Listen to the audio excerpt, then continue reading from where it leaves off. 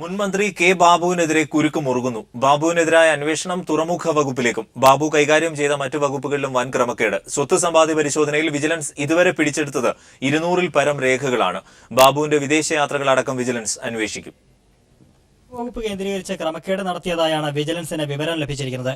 ഇതുമായി ബന്ധപ്പെട്ട രേഖകൾ വിജിലൻസ് പരിശോധിച്ചു വരികയാണ്. തൃപ്പൂണിത്തുറയിൽ ബാബുവിന്റെ ബിനാമി ബാബുറാമിന്റെ 20 ഏക്കറോളം വരുന്ന ഭൂമിയിലേക്ക് റോഡ് നിർമ്മിച്ചു നൽകിയത് തുറമുഖ വകുപ്പ് ഫണ്ട് ഉപയോഗിച്ചാണെന്നാണ് കണ്ടെത്തൽ. ഹാർബർ എഞ്ചിനീയറിംഗ് വിഭാഗത്തിൽ ഉൾപ്പെടുത്തിയാണ് റോഡ് നിർമ്മാണം. കൂടാതെ മന്ത്രിയായിരുന്ന സമയത്തെ വിദേശയാത്രകളെക്കുറിച്ചും വിജിലൻസ് പരിശോധിക്കുന്നുണ്ട്.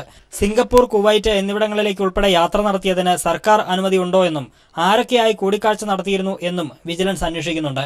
ഇതിനിടെ 45 ലക്ഷം രൂപയുടെ ആഡംബര കാർ വാങ്ങാൻ ചെലവഴിച്ച പണത്തിന്റെ ഒരു പങ്ക് പ്രമുഖ അബ്കാരിയുടെ അക്കൗണ്ടിൽ നിന്നാണെന്നും വിജിലൻസിന് വിവരം ലഭിച്ചിട്ടുണ്ട്.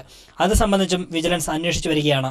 ബാബുവിന്റെ പാസ്പോർട്ട് ഉൾപ്പെടെ പിടിച്ചെടുത്ത രേഖകൾ മൂവാറ്റുപുഴ വിജിലൻസ് കോടതിയിൽ നേരത്തെ സമർപ്പിച്ചിരുന്നു. ഇവ തിരികെ വാങ്ങിയ ശേഷം വിശദമായ പരിശോധന നടത്തും. ഒരാഴ്ചയ്ക്കകം രേഖകളുടെ പരിശോധന പൂർത്തിയാക്കി ചോദ്യം ചെയ്യൽ നടപടികളിലേക്ക് കടക്കാനാണ് വിജിലൻസിന്റെ തീരുമാനം.